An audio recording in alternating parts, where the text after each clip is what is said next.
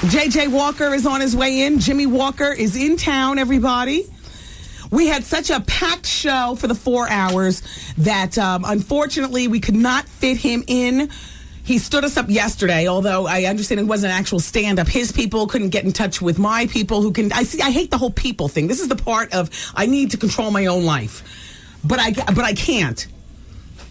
Oh no! One of the interns open the doors. I like to see him walk the runway. No, somebody keep the door open. Hey, yeah, keep the door open. Oh, here he comes. Here he comes. Jimmie Walker, ladies and gentlemen. Yeah. Hi. Hello, how are you? Very nice to meet you. Nice to meet you. Yes, have a seat. Put your bag up. Oh, don't put it on the floor. We sometimes get, you don't want to take anything back with you. It's that big, huh? Wow. I've never seen any, but it's always in my imagination. You ever go to somebody's house and, never mind. Nobody ever invites me there. Yes. So listen, it's very nice to meet you. Very nice to have you here. Well, thank you guys for having me. Thank you for taking your time to bring me on the big show. Yes. Now, from what I understand, you were supposed to come yesterday. There was some cross with people. I didn't even know. 2 other people called me and said, you're supposed to be on this show now. Yes. And I go, really? So I was sleeping at the time. Yes. So now, where do you call home now? Well, I'm really such a road comic. I'm really on the road most of the time. Mm-hmm. So I really don't really spend time in too many places. I just keep trucking. Well, do you pay a rent at a particular place, No. a mortgage or something? I have one mortgage, and that's in Vegas. Okay, so then that's where we'll call home? Yeah, we'll call Vegas home. That's where you keep your awards and no awards, no nothing. Usually just hate mail goes there. We'll let the hate mail go there. Jimmie Walker, everyone, for those of you who want to know, is in town. 4 shows altogether. 4 shows. It's very rare that I'm in New York to do my thing. Usually, why is that? I'm not one of those guys. I'm not one of those kind of comics. I'm the road guy. When they look for guys, they go, "Hey, let's get Dave Chappelle. That'll be great." They go, "Can't get Chappelle." "Oh, okay. Then we'll get Chris Rock." No Chris Rock. How about Sinbad? No. Sinbad. How about Mark Curry? He's funny. Bring him in. Wow. And then they finally start going down. Well, we can't get Chris Rock. Look at Tony Rock. Wow, you got to be kidding me. How about Charlie Murphy? Oh, shoot. How about Kevin Hart? He's funny. How about Patrice McDonald? He's a little rough, but I don't know. Oh, you're off the map now. Easy. And finally they go, well, that JJ guy. Oh, wow. Get that alive! All right. Yeah. So when it's a big market like this, yes, they never get to me. They never get to me in these markets. Is this microphone still sufficiently on? Arts Kid Dynamite, I think, blew out Jimmie's microphone. Now listen, how old are you now, if you don't mind me asking? Are you between 55 and 60? Yes. Are you between 60 and 65? Yes. Stop asking so many questions, Thelma. I'm sorry. Go cook something. Ralph Carter. Yes. How you doing? How you doing? Yeah. Listen, is Ralph Carter what did he ever bring girls around the set? Even back then? I mean, because well, Ralph, you got to remember, kids are kids. He was a kid when he was on our show. He was never an adult, so he was with his family doing whatever they do. But by the time Good Times ended, Ralph, he was still a kid. How old was he about? He was very young. He was big in New York here. He was on Broadway with that play Pearly. Right. And that he did when he was like 10, 11 years old. Mm-hmm. And it's very interesting to show you the plight of many of the black actors in those days.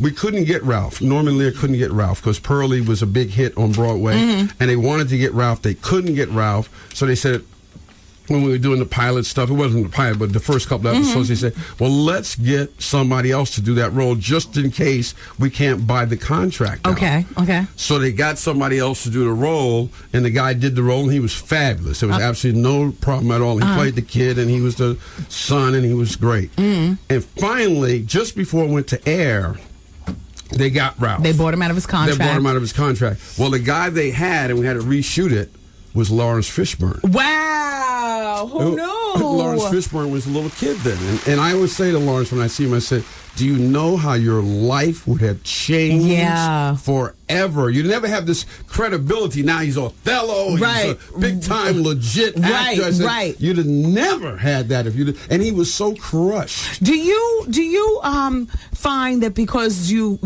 did such a great role as JJ, that now that people have you pigeonholed as that role? Oh, without a doubt. I mean, I'm not an actor anyway. Are you upset about that? No. Well, I was never an actor. I was, always a comic. And, I've been doing comedy and radio for like 15 years before then. Oh. So it really didn't bother me that I never really worked as an actor because I don't have the chops. Yes, I got you. I think that you heard Will Smith until recently say, I can't do that role. I don't have the chops. I was much in that category. Yes. I can do that character when it's necessary, but that's about it. I don't have much range. You had some success with the Love Boat. I remember I used to see you as JJ, pretty much. Oh, if they drove the cast fly. You drove the fly van on the Love Boat. If they cast you, they're going to get a guy in to do the dynamite thing or talk about the old days or whatever. Nobody's going to say, hey, wait a minute, Jimmie Walker's Hamlet. That's a great idea. Now, Witherspoon said that you don't like reliving the Kid Dynamite, some of the isms that you have from the wrong. show. Don't listen to Spoon. Can you give me a Kid Dynamite? No, we don't do it, but don't listen to Spoon. He made it sound like you jump up and... Oh, no. Spoon is fibbing. Don't listen to him at all. He's fibbling. Even though he's my man, though, don't listen to Spoon. Are you friends with Eddie Murphy and them? I know Murphy, but you got to remember it's a different era. I go back to the Pryor era. Yes, I'm with Pryor and Cos and those kind of guys like that. I go back to the pre-Lenny Bruce era. Yes. So I'm way back in the '60s. See, I was a house MC at the Apollo during the '60s for like 4 years. I worked with the Last Poets. Who knew? For like 5 years, so I know all those cats. That's what my era was the '60s and '70s and that kind of comedy. And then coming with the Richard thing, when Richard used to live here, I knew all of his wives, girlfriends, whatever. Yes. And it was a whole different thing. And see, our era was the first era in terms of first on television. We would watch Ed Sullivan, and people used to come home and go, "Hey, colored people on TV tonight, man. Let's go stay home." Yes, exactly. Of course, that was the old days. We all grew up on that. And then I always tell the story of Richard with the Melvin Van Peebles thing. No, tell that. Yeah, Richard. We went to see this movie. It was the first black movie ever. I mean, it was like people couldn't Sweetback's Badass Song. Right. People could not believe it. And Richard was so struck by it. We went to see it like on 42nd or 43rd Street. He stayed for 2 days and watched it. Wow. He could not stop watching. And I say, hey, Richard, I got to go. Yeah. I can't be watching this thing all the time. Yeah. And he just thought it was the most fascinating thing that a guy, Melvin Van Peebles Sr., was able to get this whole thing going. Get the funding and the whole thing. Yeah. Now, James was killed off of Good Times. I mean, the story goes is because the actor who played James, John Amos, thought he was the star of the show. Now, did he ever come and talk to you about it, or did you at any point think you're the star of Good Times? Maybe I'm never leaving? really thought in terms of the show. Yes. Because I was involved in other things. Oh, you was doing stand-up. I was doing stand-up. And getting big money, I'm sure, at that time. Never getting big money. Still, it remains the same thing till today. Oh. Never big money, but I was opening, because in those days, there was no such thing as a headline comic like we have now. So I was opening act for Donna Summer and Gladys. Oh. So I was on the road every week, and the interesting thing, I mean, because it goes back before most of your audience knows who Donna Summer is, but the interesting thing is she was so hot. Right. It never really felt like, oh, gee, people are coming to see you. Because they would say, all right, get out there and do 15 minutes. And people were so psyched. Yes. To see Donna. I mean, it was, yeah, but they were psyched to see you, too. No. You'd be out there and you'd be in front of the thing, in front of the curtain. No. And then you start hearing the band start tuning up. Oh, no. You go, I'm still here. And you just hear that swell from the crowd when they heard their first gong thing coming through. And people go, ah! Yes. But she was drawing like 5,000 people. Of course. And it was interesting because in the trades, when she go on a summer tour, they would just put out, Donna Summer is now available for dates. Please call. Wow. And that would be it. Cause Joyce Bogart, and that was the end of it. Yeah. So there was no like booking deal. Were you ever blacklisted from TV? No.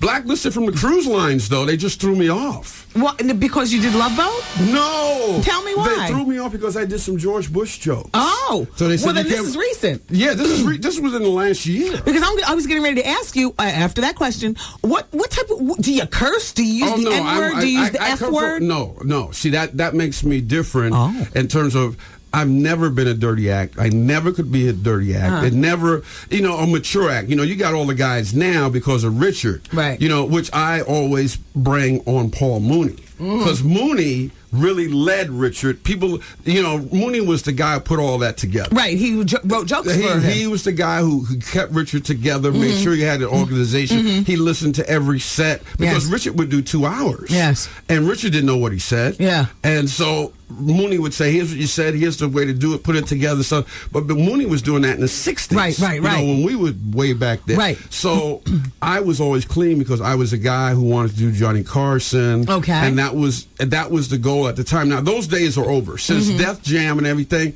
that's completely changed. Right. But I haven't changed my style. So therefore, I'm the old school style because I've always written in my writer, the reason I'm a clean act is because people have seen me on TV and they bring their moms and they bring their little kids. Yes. And I'm kind of And you never just say F them? No, not at all. Okay. Because when you did Johnny Carson in the old days, they would not allow that. You had to be funny without the curses. You had to be funny without which the is curses. actually more creative. But that's the style now. Yes. I'm out of style. Yes. I'll be the first one to say that. I'm out of style. Now, Steve Harvey does the morning show here at WBLS. I know Steve. Now, Steve, you heard his feelings back. He said he was a 15-year-old kid. He told me this story earlier. Steve, I hope you're listening. You didn't say I couldn't tell this story, so I am. Tell every story. So he says that he took off from school, saved up all of his money. He did. Climbed fences, had a fake ID, the whole bit, dressed up like a man, even though he's like this 15-year-old kid. To see you, I forgot what city, like Cincinnati or someplace obscure. They wouldn't let him in because he wasn't old enough. So he climbed the fence and waited outside in the back where he knew you were coming out. He says to you, he's by himself. Travel light, travel far. He had his pen and his paper. He's like, Jimmie Walker, you're such an inspiration to me. Can you please sign my That's autograph? A sad commentary. And you said something to the effect of, get the F away from me, kid. And you hurt his feelings. That sounds wild because I don't think I would ever do that. But if I did do that, then I did do that. I'm not going to say I'm sorry because I don't know what happened. Were you high? No, I don't do drugs. Did you ever? No. Because you got to remember, cruel when sober. Now that takes guts. Cruel and sober. Because you got to remember the era I came in. Yes. First of all, we grew up on Lenny Bruce and Freddie Prinze, who was a very good friend of him. So you had a lot of people that died. Right. And then later on, you had Richard and Sam Kinison and Dice. Yes. And you would see the headlines in the paper. These guys are the Antichrist. Right. But again, it came because of the Carson thing. At that time, Carson was a big deal. And you wanted to be clean? I wanted to be on Carson. That was my goal in life. You wanted to be clean? And everybody was trying to do Sullivan. Yeah, and you had several visits on Carson. The interesting thing is people think I did Carson. I did a lot of Johnny Carson shows, but I always did it with a guest host. I was on the B list. Oh. Never on the A list. And I was always trying to get on the A list, and I could never, ever get there. My friend David Brenner would do the show all the time, and I would say, Brenner, you got to make a call. You got to get me. And he says, man, I don't know what happened, but man, they ain't putting you on that A list. Okay, so who do you love today? Speaking of D-list, do you love Kathy Griffin or you don't? Kathy Griffin is interesting, and I think it works for whatever it is. Yeah. And she's made a career out of it. I never even put anybody down for stuff that they do. If they do something great, whatever level it is, roll with it. Gotcha. It goes from what you do or what Stern does all the way to what Kathy Griffin does. Right. If that works, do it. Yes. Now, let's talk about your personal life. Have you ever been married? Wow. It's Jimmie JJ here, everybody. No, nobody's ever asked me, and that's what. Do you have children? None that have showed up. So that's always good. So you live your existence for you. Yes, I'm a road guy. I do road comedy. That's it. I go from town to town doing my little jokes. That's it. That's Who do you love, Jimmie? At this stage, the holidays are coming. Jimmie. See, I don't even celebrate the holidays. I'm one of those guys. Jimmie, you're nearing AARP. I'm way beyond AARP. Who's I'm going to just change the bedpans? Who's going to? Nobody. That's it. It's the old. I give the credit to David Foster, but a lot of people have taken credit for the line. David Foster, as you know, big time producer, Earth, Wind and Fire, Right. Barbra Streisand, and everything. And some other people claim the line too, but I give it to David Foster. And they said, because he's in the studio like 100 hours a week. Yes. And they said, man, you're in the studio a lot. How do you know what the style is? Yes. And he says, I am the style. Okay. So you are the center of your universe. Yes.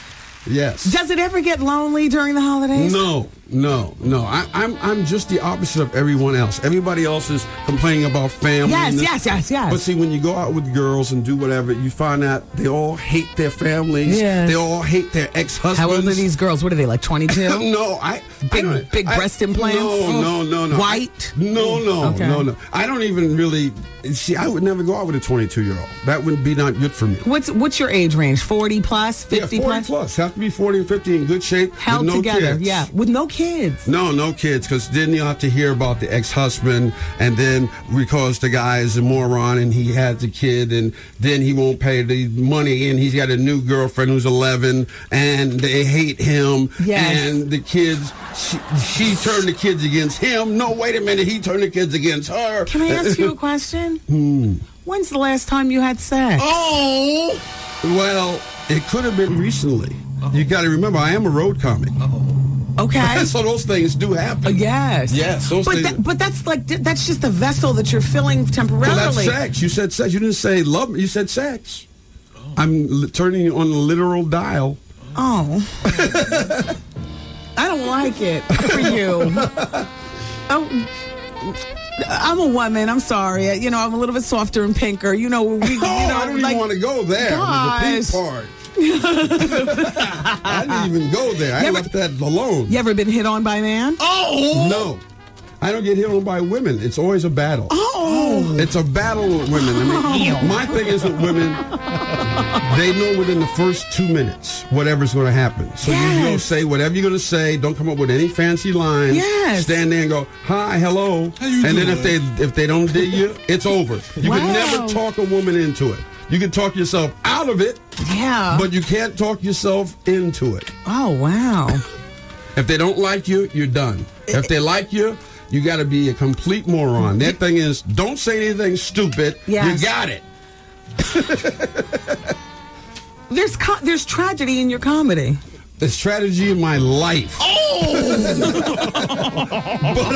I deal with it. That's the way it is. Are you a wealthy man? No. Financially? No, not at all. I'm a road comic. I do my soul jams with the Stylistics and the Delphonics. I do my body is whatever tour with Johnny Gill and those guys. Oh, Johnny Gill. Okay, now here we go on something. Johnny Gill and Eddie Murphy. What do you know? I know nothing. All right. I know absolutely nothing. I work with Johnny. He's a very nice guy. Okay, we like him too. Yes. Yes. That's it. I have no problems with Johnny Gill. Yes. Now, I want to find out from you about the other members of the cast. Did you go to Florence's Florida Esther Roll. Esther Roll's funeral? No, I did not. Why? Why? I think either I had just heard about it or I was working. Yeah. One of the two. And Did you send flowers? I did send flowers, actually. Yes. Yes, I did. Did you shed a tear? I don't shed tears anymore. I've been in this racket too long. You are bitter. There's something about you, damn you. You're missing a soul. My soul is James! my soul has been run over at probably O'Hare and Philadelphia Airport, probably for the 97th time. Did you ever used to get to Rose with her? Like who would you fight with the most on the set of Good Times, and who would you get along with the best? The one I got along with the best was Johnny Brown, who played Bookman. Because Johnny was a comic. Okay. And comics, we are low lives, and we all basically get along, even though we attack each other constantly. How old were you when Good Times started? I was in my 30s. Oh my gosh! Yeah, playing an 18-year-old.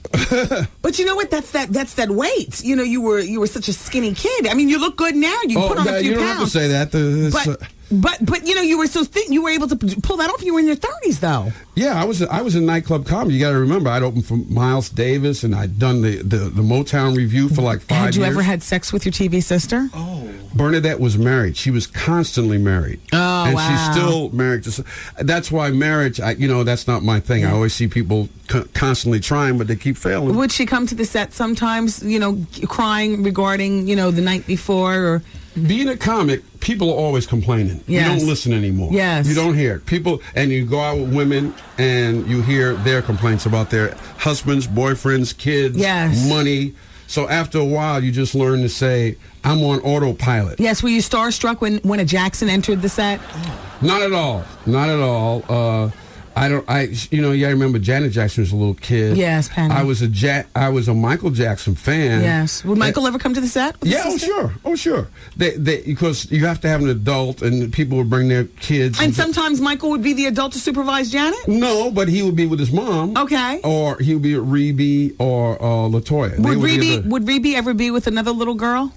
Oh, wait, no. Janet was too young at that point to have had the daughter. Okay, wait. I'm sorry. It was a conversation previous. Oh, I didn't know about that. Yeah, well, neither do we. It's still up in the air. So you and Janet, would you talk to her? Would you talk to Michael? Would you talk to Catherine? She's a little kid. Catherine I would talk to. She's a very nice lady. She's a Jehovah's Witness. Now, so would she ever be crying over a row maybe the night before with Joe? No, not at all. She was very happy, and you got to remember the Jacksons had a show on the air then, so she was very happy about that. Yes? Very busy time in the Jackson Would household. Joe ever show up?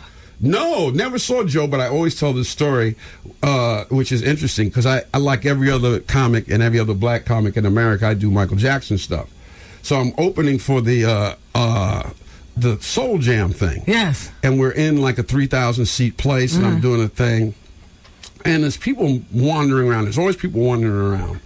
So you see, I'm doing my Michael Jackson stuff and killing the crowd as usual. Tremendous laughter, and this. People started walking toward the stage. I'm looking out there, and I said, uh-oh, it's Joe Jackson. And he's angry. Really angry. Very hot. Okay. And screaming all sorts of epithets in my way and just limping toward the stage.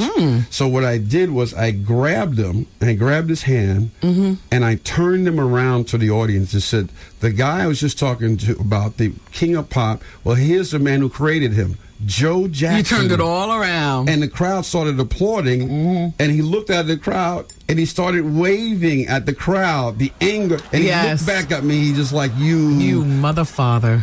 Yes, that's it. And then I had the Shy Lights come back, and they go, what'd you do to Joe Jackson? What happened? He's really mad at you. And I go, oh, wow. You leveled him with kindness. That's quick thinking on your part. He was very angry, very angry. So you were a brief movie star at one point. Never a movie star. I don't have the whatever to do it, but I've done film. Uptown Saturday Night. I did Let's Do It Again, which was part of that trilogy, and working with the Cause and Sydney. Yes. And I was lucky enough to be in that kind of stuff. But I'm such a bad actor. Are you still close with Cosby? My line on Cosby has always been, if Cosby's not talking, nobody's talking. Oh, that means a whole lot. Drop a bomb on that. That means, I think, Cos has proved his point. Yes. So therefore, he does pontificate. But he is a billionaire, so he's the winner. Yes. Yes. He thinks he knows a lot, and he's proven it.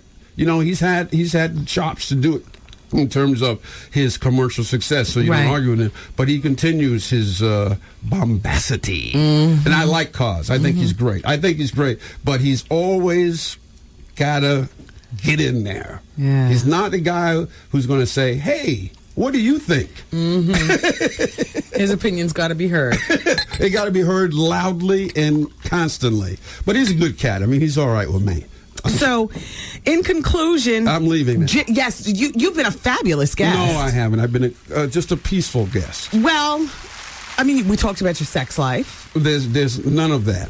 Oh. we talked about your finances. None of that either. Oh, we talked about your relationships with other people. I have great relationships with my alleged friends. Yeah, yeah. Yes, and now we're talking about why you're in town. Jimmie J.J. Walker, the legendary Kid, a Dynamite. Wow, that sounds like some kind of Arab terrorist. You're legendary to us. I don't know about that. I would love to believe that, but I'm not. When I think of legendary, I think of Cos and Fryer and those people. But and even the great Paul Mooney. Yeah, well, not here. He did not I know. do so well he was here. banned and thrown out, and no, he didn't. He didn't turn it over. These people who are listening right now were not listening. They listen right now. They wouldn't listen in the morning. So that's when we got the fabulous comic stylings of Steve Harvey. Steve Harvey's all right with me. I like Steve Harvey. That's why he gets you on the jokes. No, that was a slip of a button. Then press the right button. I like Steve Harvey. I have nothing against Steve Harvey. No, he's very funny. Okay. Well, I wish you well. I wish you well. Thank you very much for having me on the show. Nice Thanks for taking the time. I appreciate it. Take care. Bye. Art, keep the door open. Okay. Vinny's groupieizing you. Vinny Brown is our boss. Well, Vinny Brown is all right with me. And yes, and you'll go around and say hello to him just before you leave. I'll go shake hands. Like I'll be like Michael Bloomberg. Bob Lee will take you around there. Arthur, you groupie, you'll sit down right here. Get your ass back over here. Come on, Art. You gotta go to a break. You know what time it is? You don't need to. Break. You know what? Art is such a groupie. It is unbelievable. And girls, do you all notice that? Yes. That's the very man that hires all the interns and stuff like that. Hollywood, do not leave me hanging. It doesn't happen a lot, but there's certain people when they come here, Art's getting his camera out and flicking it up and, abandoning the show to walk around the studio, rides the elevator down to Park Avenue, sees them off in their car service, the whole bit. What does he do? Persia White. Persia White was another one. Johnny, the New Edition was other ones. Oh, yes. Art is a producer, is a groupie in disguise. Yo, he seemed better, didn't he? Yo, it's got to be in the top 10 list of the most bitter. Yep, that's his theme song. Yup.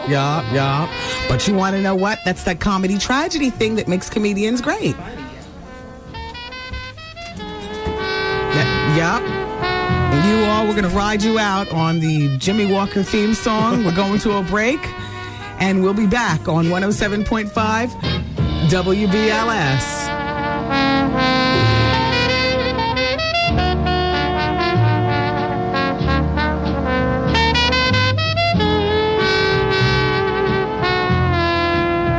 Hey, what's up? This is Rolanda Watts, and you're listening to the Bonus Hour on 107.5 WBLS. Aren't you lucky?